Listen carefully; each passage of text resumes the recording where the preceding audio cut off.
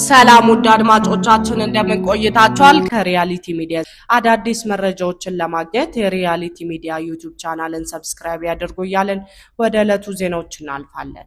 በቪየትናም እየተካሄደ ባለው 72ኛው የሚስ ወርልድ 2026 የቁንጅና ውድድር ላይ ኢትዮጵያን ወክላ በመሳተፍ ላይ የምትገኘው ሞዴል ሩት ይርጋለም ኦገስት 4 2026 በሄድ ቱ ሄድ ቻሌንጅ የመድረክ ውይይት ላይ ባደረገችው ልብ ሰባሪ እና የጽናት ንግግር በቦታው የነበሩት ታዳሚዎችን ተወዳዳሪዎችንና አዘጋጆችን በእንባ አራጭተዋል። ሞዴል ሩት ወደ ቪየትናም ለመጓዝ አንድ ሳምንት ብቻ ሲቀራት በህይወቷ እጅግ አስከፊና አሳዛኝ ክስተት ማጋጠሙን በእንባ ታጥባ ለመድረኩ ይፋ አድርጋለች። ይህንን ድርጊት የፈጸመው ሌላ አካል ሳይሆን ለ10 ዓመታት አብሯት የኖረ የቅርብ ምርጥ ጓደኛዋ ከሌሎች ግብረ አበሮቹ ጋር በመሆን የሩትን ታላቅ እህት በማገትና በመጨረሻም ህይወቷ እንዲያልፍ በማድረግ እንደሆነ ገልጻለች። ንግግሯ በእንባ ምክንያት ማቋረጥ በጀመረችበት ወቅት የሚስ ወርልድ ድርጅት ፕሬዝዳንት ጁሊያ ሞርሊ ወደ መድረክ በመውጣት አቅፈው ያጽናኗት ሲሆን በቦታው የነበሩ የሌሎች ሀገራት ተወዳዳሪዎችም በሀዘን ተውጠው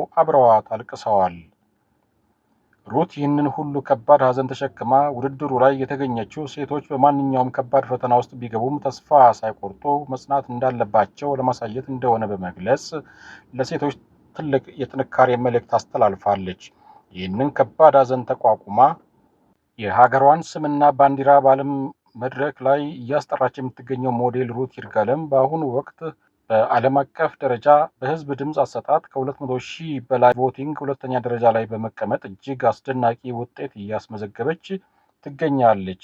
ውድድሩ ወደ ቀጣዩ ደረጃ ሲሸጋገር በአህጉር ወይም በምድብ የሚከፋፈል በመሆኑ ሩት የአፍሪካን ምድብ መርታ ወደ ዋናው የፍጻሜ ማጣሪያ እንድትገባና ታሪክ እንድትሰራ የሁላችንም ድምፅ ያስፈልጋታል።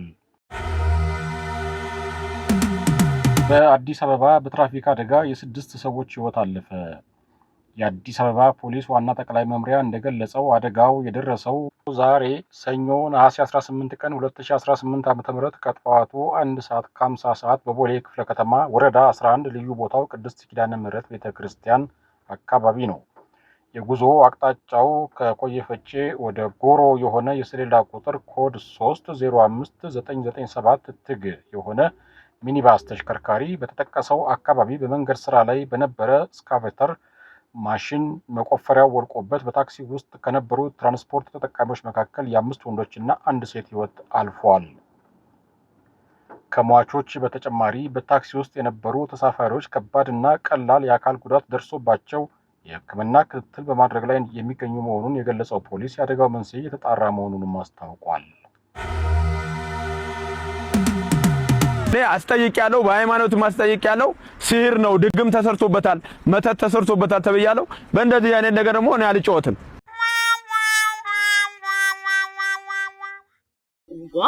የሴዶ ማርሻል መልእክት እስከ 1 ዓመት በእስር ሊያስቀጣ ይችላል ተባለ። የኢትዮጵያ ፋይቲንግ ሻምፒዮንሺፕ ውድድር ጥቂት ቀናት ብቻ በሚቀሩበት ወቅት ተወዳዳሪው ሴዶ ድግም ተሰርቶብኛል በሚል ከውድድሩ መውጣቱን ማስታወቁ በማህበራዊ ሚዲያና በስፖርት አፍቃሪዎች ዘንድ ትልቅ መነጋገሪያ አጀንዳ ፈጥሯል። ሴዶ ከውድድሩ 4 ቀናት ቀደም ብሎ ባስተላለፈው መልእክት ከተጋጣሚው ጆኒ ጋር የሚያደርገው ፊልም እንደማይቀር ይፋ አድርጓል። ተወዳዳሪው በእንቁላል ድግምትና ስህር እንደተሰራበት በመግለጽ የተለየ የውጭ ሀገር ተደባዳቢ ጋር ካልሆነ በስተቀር ከተጠቀሰው ተጋጣሚው ጋር ወደ ሪንግ እንደማይገባና የውድድሩን ቲሸርት አውልቆ መመለስ አቋሙን አስታውቋል። ይህንን ጉዳይ አስመልክቶ አስተያየታቸውን የሰጡ የህግ ባለሙያ ጠበቃ ሰብለ አሰፋ እንደሚያስረዱት ሴዶ ያቀረበውን የድግምት ክስ በህግ ፊት የሚያስረዳ አደራጅ ማስረጃ ካላቀረበ የፌዴሪ የወንጀል ህግ መሰረት በሰው ስምና ክብር ላይ የሚፈጽም የሐሰት ሐሜትና ስም ማጥፋት ወንጀል ተደርጎ ሊወሰድበት ይችላል። ይህም አሰራር የተጋጣሚውን ስም ያጎደለ በመሆኑ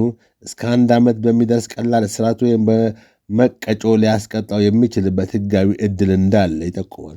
በሌላ በኩል ለውድድሩ ቲኬት የቆረጡ ተመልካቾችና የውድድሩ ስፖንሰሮች መብት በህግ የተጠበቀ በመሆኑ የውድድሩ አዘጋጆች አማራጭ ውድድር የማቅረብ ወይም የገንዘብ ተመላሽ የማድረግ ግዴታ አለባቸው። በተጨማሪም ውድድሩ አዘጋጆች ሴዶ በገባው ውል መሰረት ውድድሩን በማቋረጡ ምክንያት የደረሰባቸውን የገንዘብና የመድረክ ኪሳራ በፍትሐ ብሔር ክስ የመጠየቅ ሙሉ ህጋዊ መብት እንዳላቸው ተገልጿል።